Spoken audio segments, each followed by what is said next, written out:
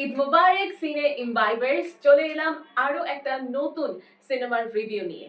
এবারের ঈদে মুক্তি পাওয়া একেবারে ভিন্নধর্মী এবং বাংলাদেশের অর্থাৎ ঢালিউডের প্রেক্ষাপটে একদম নতুন জনরার একদম ফ্রেশ একটা মুভি এবার রিলিজ হয়েছে এবারের ঈদে। সেই মুভিটার নাম প্রেসার কুকার। রায়হান রাফি পরিচালিত এবং প্রযোজিত সিনেমা এই প্রেসার কুকার, এটা নিয়ে কথা বলবো আজকের ভিডিওতে।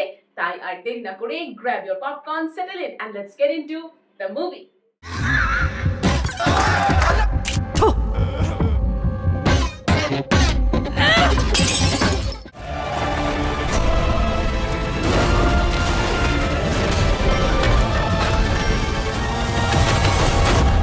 I'm vengeance. যেমনটা বলছিলাম, এবারের ঈদের একেবারে ভিন্ন রকম গল্প, ভিন্ন রকম একটা আমেজ নিয়ে কিন্তু এই সিনেমাটা এসেছে। শুধু তাই নয়, রায়হান রাফির ক্যারিয়ারেরও খুব ডিফারেন্ট একটা ডাইমেনশন যোগ করছে এই সিনেমাটা। কারণ ইউজুয়ালি রায়হান রাফি খুব কমার্শিয়াল জনরার সিনেমা করে থাকে, সেখান থেকে বের হয়ে একদম সামাজিক প্রেক্ষাপটে অনেকটা বাস্তবধর্মী এবং ফিমেলসদের নিয়ে এই যে একটা মুভি তিনি করেছেন, এই মুভিটার নিয়ে আমরা আজকের ভিডিওতে কথা বলবো। এবং চলুন জেনে নিই এই মুভিটার পজিটিভস অ্যান্ড নেগেটিভ অ্যাসপেক্টগুলো। পজিটিভসের শুরুতেই কথা বলবো মুভির স্টোরি লাইন নিয়ে। এই মুভিটা মূলত একটা ডার্ক থ্রিলার। সমাজের যে বাস্তব কিছু ঘটনা আছে কিংবা সামাজিক বাস্তব কিছু প্রেক্ষাপট, সেগুলোকেই কিন্তু তুলে ধরেছেন রায়হান রাফি। আমরা জানি রায়হান রাফি বরাবরই একদম বাস্তবধর্মী কিংবা সত্য ঘটনার উপর বেস করে বা ওই অ্যাডাপশনের উপর বেস করে তিনি মুভি, সিরিজ কিংবা ওয়েব ফিল্ম বানাতে ভীষণ পছন্দ করেন। এইটার ক্ষেত্রেও কিন্তু তার ব্যতিক্রম আমরা দেখছি না। তিনি অবশ্যই সত্য ঘটনার উপর বা একদম রিয়েল একটা অ্যাসপেক্টের উপর বেস করে এটার স্টোরিটা সাজিয়েছেন। এবং এইটার লিড যে ক্যারেক্টারগুলো আছেন কিংবা যেই মূল চারটা চরিত্রকে তিনি তুলে ধরেছেন গল্পের মাধ্যমে, তাদের যেই বাস্তবিক যে স্ট্রাগলগুলো তুলে ধরেছেন, সেই প্রত্যেকটা জিনিস না আপনি খুব ইজিলি কানেক্ট করতে পারবেন। আমি সোশ্যাল মিডিয়াতে যখন বিভিন্ন রিভিউ পড়ছিলাম, তখনও আমি কমেন্ট সেকশনে এমন দেখতে পাচ্ছি অনেকে বলছে, আরে এইটা তো আমার সঙ্গে কানেক্ট করছে, আরে এই মাসাজ পার্লারের এই গল্পটা তো আমার সঙ্গে কানেক্ট করছে। আমরা জানি এখানে মাসাজ পার্লারের যে ক্যারেক্টার মাসুজি হিসেবে যেই ক্যারেক্টারটা প্লে করেছেন সেটা নাজিফা তুষি, এবং তিনি অসাধারণ অভিনয় করেছেন, যেটা নিয়ে আমরা এর পরের সেগমেন্টে কথা বলবো। সো ওভারঅল রায়হান রাফি তার ডিরেকশন পারপাসে যদি আমরা বলে থাকি কিংবা তিনি কি যেভাবে পুরো বিষয়টাকে পুরো গল্পটাকে তুলে ধরেছেন, সেটা খুবই সুন্দর। এবং এই পুরো গল্পটা আমাদের সমাজের জন্য কিংবা আমাদের অডিয়েন্সের জন্য খুবই দরকার। এই ধরনের গল্প আমাদের আরো বেশি আসা উচিত বলে আমি মনে করি। এবার কথা বলবো মুভির ভিজুয়াল প্রেজেন্টেশন নিয়ে। আমরা জানি রায়হান রাফি বরাবরই ভিজুয়াল প্রেজেন্টেশন কিংবা কালার গ্রেডিং, স্পেশাল ইফেক্টসের উপর ভীষণ জোর দিয়ে আসছেন, এবং এই মুভির ক্ষেত্রেও আমরা তার ব্যতিক্রম দেখিনি। তিনি খুব খুব একদম অ্যাপ্রোপ্রিয়েট ভাবে কিন্তু পুরো গল্পটাকে প্রেজেন্ট করেছেন।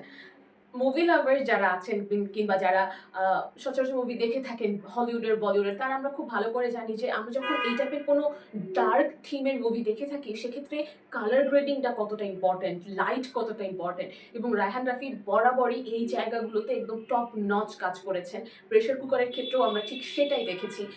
প্রত্যেকটা সিন, প্রত্যেকটা এক্সিকিউশন খুবই অসাধারণ ছিল এবং ভিজুয়ালি এতটা অ্যাপিলিং ছিল, দর্শক ভীষণ এনজয় করেছে। একটা ডার্ক থ্রিলার যে আপনি দেখছেন, আপনি সেটা দেখে ফিল করতে পারবেন এবং কানেক্টও করতে পারবেন। পজিটিভসে এবার কথা বলবো অ্যাক্টিং পারফরমেন্সেস নিয়ে। যেহেতু এটা একটা ফিমেল লিড মুভি, তার মানে যেই ফিমেল লিডগুলো বা যেই ক্যারেক্টারগুলো ছিল, যেই আমাদের অ্যাক্ট্রেসেসগুলো ছিলেন, তাদের উপর প্রেশার কিন্তু অনেক বেশি। আমরা জানি আমাদের এই সাবকন্টিনেন্টে অর্থাৎ ইন্ডিয়া, পাকিস্তান, বাংলাদেশ, এইখানের মুভিসগুলোতে ফিমেল ক্যারেক্টার বা ফিমেল যদি লিডে থাকে, তার উপর অনেক বেশি প্রেশার থাকে, অনেক ওভার এক্সপেকটেশনস থাকে, যেগুলো কিন্তু কোনো হিরোর ক্ষেত্রে থাকে না। মানে হিরো তো ভালোই করবে, বাট মেয়েদের ওপর যারা অ্যাক্ট্রেসেস আছেন তাদের উপর এই প্রেশারটা অনেক বেশি। তাই এই মুভিতে যেই চারটা মেয়ে ছিলেন, তাদের উপর কিন্তু এই প্রেশারটা অনেক বেশি ছিল। যেমন ধরুন নাজিফা তুষি, বুবলি, স্নিগ্ধা চৌধুরী কিংবা মারিয়া শান্ত, তাদের উপর কিন্তু ওই প্রেশারটা অনেক বেশি ছিল। হ্যাঁ, মারিয়া কিংবা স্নিগ্ধা দুজনই নতুন চরিত্র, সো তাদের যদি আলাদা করে শুধু তুষি আর বুবলির কথা আমি বলতে চাই শুরুতে, তাহলে এই দুইজনের ওপর মানুষের যেমন এক্সপেকটেশনস অনেক বেশি, তারা কিন্তু নিজেদের প্রমাণও করেছেন ঠিক সেভাবে। তুষি এই সিনেমার মূল চরিত্র ছিল, অর্থাৎ পাখির ওপর বেস করেই কিন্তু পুরো গল্পটা সাজানো হয়েছে। তাই একজন মূল চরিত্র হিসেবে একজন মেইল বা একজন অ্যাক্টরের যেই কাজগুলো করতে হয় ঠিক সেই দায়িত্ব এবং নিজেকে ঠিক সেভাবেই প্রমাণ করেছেন নাজিফা তুষি। তার ক্যারেক্টারের যত লেয়ার, যত ডাইমেনশন দরকার ছিল, তিনি ঠিক সেইভাবেই এক্সিকিউট করেছেন, দর্শকদের দিয়েছেন। তার উপর না কোনো কমপ্লেন নেই বা আপনি যে তাকে বলবেন এইটা একটু আরেকটু বেটার কর, কোনো জায়গায় নেই। আমরা জানি টুসি কি পরিমাণ ভালো অ্যাক্টিং করেন, আমরা তার পারফরমেন্স দেখেছি, স্পেশালি হাওয়াতে আমরা তাকে দেখেছি, কি অসাধারণ তার কাজ। এইখানেও কিন্তু তার ভিন্ন রকম কিছু না। আমরা সিন্ডিকেটের কথাও যদি আমরা বলি, তার পারফরমেন্স আমরা দেখেছি, কি লেয়ার, তার তার এক্সপ্রেশনগুলো কি পারফেক্ট থাকে। এখানেও পাখির চরিত্রটা তিনি অসাধারণভাবে তুলে ধরেছেন। এবার যদি শবনম বুবলিকে নিয়ে বলি, শবনম বুবলিও নিজের চরিত্রগুলোকে খুব ভালোভাবে ক্যারি করেন এবং নিজেকে তিনি বহুবার প্রমাণ করেছেন। এই সিনেমার ক্ষেত্রেও তিনি নিজেকে ভালোভাবে প্রমাণ করেছেন। তবে আমার শুধু মনে হয়েছে যে আরো ভালো করে তার কাজ করার জায়গা ছিল, আরো কিছু লেয়ার ডাইমেনশন তিনি অ্যাড করতে পারতেন। তবে ওভারঅল যদি বিচার করি, অসাধারণভাবে তিনি নিজেকে তুলে ধরেছেন, চরিত্রের মধ্যেই ছিলেন। বিশেষ করে আমাদের ইন্ডাস্ট্রির অন্যতম ভেটারান অ্যাক্টরস এখানে ছিলেন, মোস্ট সিনিয়র অ্যাক্টরস এখানে ছিলেন, যেমন ফজলুর রহমান বাবু, আজিজুল হাকিম, চঞ্চল চৌধুরী এবং নান আদার দেন শহীদুজ্জামান সেলিম। তাদের সঙ্গে নতুনদের কিংবা শবনম বুবলি টুসির স্ক্রিন শেয়ার করা, আমরা জানি তাদের কাছে কতটা বড় বিষয় এবং আমাদের কাছেও ভীষণ ভালো লাগার।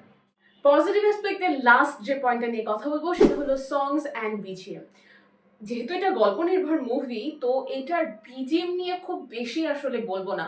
বিজিএমটা যেমন ছিল একদম পারফেক্ট ছিল, মুভির সাথে খুব সুন্দর করে ব্লেন্ড ইন করেছে। বাট সংস নিয়ে আমার স্পেশালি বেশ কিছু জিনিস বলার আছে। এই ধরনের মুভিগুলোতে গানের কিন্তু ভীষণ একটা মানে গুরুত্ব রাখে। এই মুভিতেও ঠিক সেরকমই গুরুত্ব বহন করে একটা গান, যেটা আমার ব্যক্তিগতভাবে অনেক অনেক ভালো লেগেছে, আর সেটা হলো বড়াই করে। এই গানটা এত সুন্দর, এই গানটার প্লেসমেন্ট, টাইমিং, ফিল্মিং সবকিছু একদম পারফেক্ট, টপ নচ। এই গানটা না অনেক দিন মানুষের মনে জায়গা করে নেবে। Now let's move on to the negative aspects. আর নেগেটিভ অ্যাসপেক্টের শুরুতেই কথা বলবো dialogues and we can say editing. কারণ এই মুভির ডায়লগ এবং ডাবিং নিয়ে না একটু কিঞ্চিত প্রবলেম হয়েছে। এখন আমি এটা জানি না এটা স্পেসিফিকলি আমার হলের জন্য এটা হয়েছে নাকি এটা ওভারঅল সবার ক্ষেত্রে হয়েছে, সেটা বলতে পারছি না। তবে আমি আরো দু একজনের কাছে শুনেছি, তারা ভিন্ন হলেও দেখেছে, তাদের কাছেও এই একটা ইস্যু এসেছে সামনে যে লিপসিঙ্ক হচ্ছে না ঠিক মতন। সো মুভি দেখার এক্সপিরিয়েন্সকে এটা ডেফিনেটলি নষ্ট করে। So it is a negative aspect for me.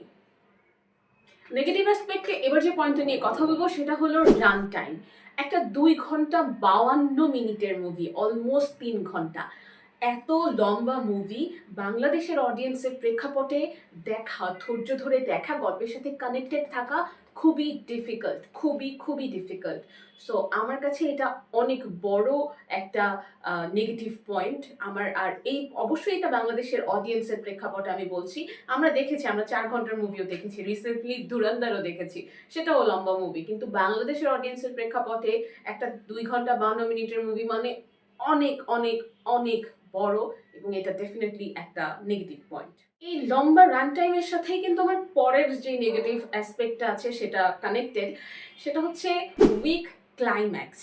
আমরা যখন একটা 3 ঘন্টার মুভি দেখছি, ডেফিনেটলি তার ক্লাইম্যাক্সটা খুব স্ট্রং হওয়াটা জরুরি। আর আমরা জানি রায়হান রাফি তুফান দিয়েছেন, তাণ্ডব দিয়েছেন আমাদের, আমরা জানি তিনি স্টোরি বিল্ড আপের ক্ষেত্রে কতটা অসাধারণ কাজ করেন এবং তিনি ওই যে টুইস্ট বা ডট মিলানোর ক্ষেত্রে তিনি কতটা পারফেক্ট। এটা গল্প নির্ভর একটা সিনেমা ছিল মানছি, এটা কমার্শিয়াল সিনেমা ছিল না সেটাও মানছি, কিন্তু তাই বলে যখন আপনি 3 ঘন্টা ধরে ক্যারেক্টারগুলোর বিল্ড আপ দিচ্ছেন, অবশ্যই শেষে গিয়ে ডট তো মিলাবেন বা আরো একটু গোছালোভাবে ক্লাইম্যাক্সটা তো হবে। আমার কাছে মনে হয়েছে এটার ক্লাইম্যাক্সটা সেই আমাদের এক্সপেকটেশন অনুযায়ী পারফর্ম করতে পারেনি, উইক একটা ক্লাইম্যাক্স ছিল, যার কারণেই কিন্তু মূলত ওই 3 ঘন্টা মানে 2 ঘন্টা 52 মিনিটের রান টাইমটা এত বড় মনে হবে। এখানে আরও একটা পয়েন্ট আছে, ক্লাইম্যাক্সটা উইক হওয়ার কারণে আরও একটা প্রবলেম যেটা হবে সেটা হচ্ছে বাংলাদেশের অডিয়েন্স নারী কেন্দ্রিক কিংবা নারী প্রধান চরিত্রের গল্প দেখে অভ্যস্ত না। তারা সাধারণত পুরুষ কোনো চরিত্রকেই মুভির হিরো বা ক্যাপ্টেন হিসেবে দেখে অভ্যস্ত, যার কারণে যেই সব অডিয়েন্স যাচ্ছেন তারা যদি কোনো মেইলকে বা কোনো হিরোকে এটার লিডে না দেখেন, তারা কিন্তু ভীষণ হতাশ হবেন এই লম্বা রান টাইম আর এই উইক ক্লাইম্যাক্সের জন্য। সো এই ছিল প্রেসার কুকারের রিভিউ। আপনাদের ছোট করে জানিয়ে রাখি, এটা কিন্তু এ সার্টিফিকেট পাওয়া একটা সিনেমা। সো আপনি যদি বাচ্চাদের নিয়ে দেখতে চান সেটা আপনি পারবেন না, যেহেতু একটা অ্যাডাল্ট সার্টিফিকেট পেয়েছে। সো বড়দেরই যাওয়া উচিত, মানে 18+ মুভি এটা। সো সেভাবেই যাবেন, এবং পজিটিভ এবং নেগেটিভ দুটো সাইডে আমি বললাম, এবং সব দিক বিবেচনা করে আমি এই মুভিটাকে দিচ্ছি 3 stars out of 5 stars. So আপনারা চিন্তা করে দেখুন আপনার মুভিটা দেখতে যাবেন কিনা, দেখেছেন কিনা সেটা আমাকে কমেন্ট সেকশনে জানাতে পারেন। দেখে থাকলে কেমন লেগেছে, আমি কোনো কিছু মিস করেছি কিনা, এরপরে কি মুভি দেখবেন সেগুলো আমাকে জানাতে ভুলবেন না। And don't forget to like, share, subscribe to সিনে ইন ভাইবস।